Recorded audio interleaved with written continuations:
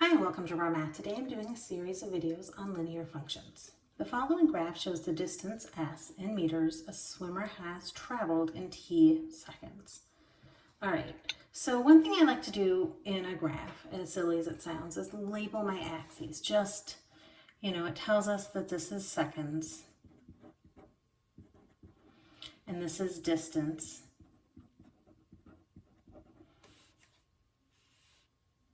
In meters. Eventually it's going to say write a sentence that explains the meaning of the slope, and having your labels on your graph makes that a lot simpler. Okay, find the slope. I'm going to show you two ways of finding the slope. It's really the same, but it's two ways of approaching the same thing. The first is we could just use the formula. The formula for slope is y sub 2 minus y sub 1 over x sub 2 minus x sub 1. So if we do that,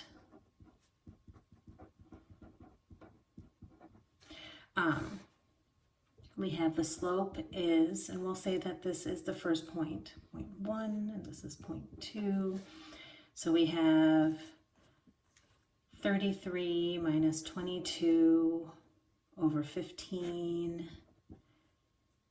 minus 10, which is 11 over 5, and I'm going to go down to 2.2. Now, I really like fractions, and I like my fractions improper and reduced, but this is a real-world application, and real-world applications tend to go to decimal.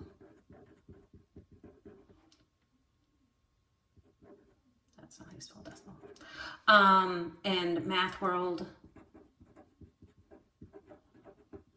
is fractions. If it's real world, you go to decimal. That's just the way it works. And so if you're ever wondering which way to go, if it's a math application, if it's math world and there's no application involved, keep it as your fraction. But as soon as you have an application, go to decimal. All right, the second way to do this is once you have a graph, you can do your triangle. How far up? How far over? Well, here we're 10 up, here we're 15 up, so our rise is 5. Here we are we're up 22, we're up 33, we're going up 11. Here we are 10 over, here we are 15 over, we have a run of 5. Rise over run. Our rise was 11, our run was 5, which again is 2.2. Notice it's the same thing, but here we can then look at our rise of 22 to 33, which was 11. We could look at our run, which is 10 to 15, which is 5, and we use our triangle in our graph instead. Okay, write a sentence that explains the meaning of the slope. Well, our slope is 2.2 meters per second. It's always output per input. So to put this into a full sentence, what we're talking about is a swimmer. So the swimmer increases their distance 2.2 meters every second. We could flip this sentence around and say each second the swimmer advances an additional 2.2 meters.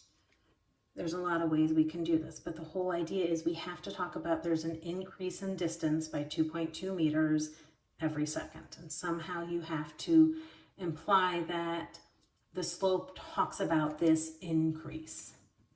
All right, so if at 20 seconds the swimmer has traveled 44 meters, which is, of course, 20 times 2.2 equals 44, how far will the swimmer travel in 21 seconds? Well, we can just do 21 times 2.2 and get 46.2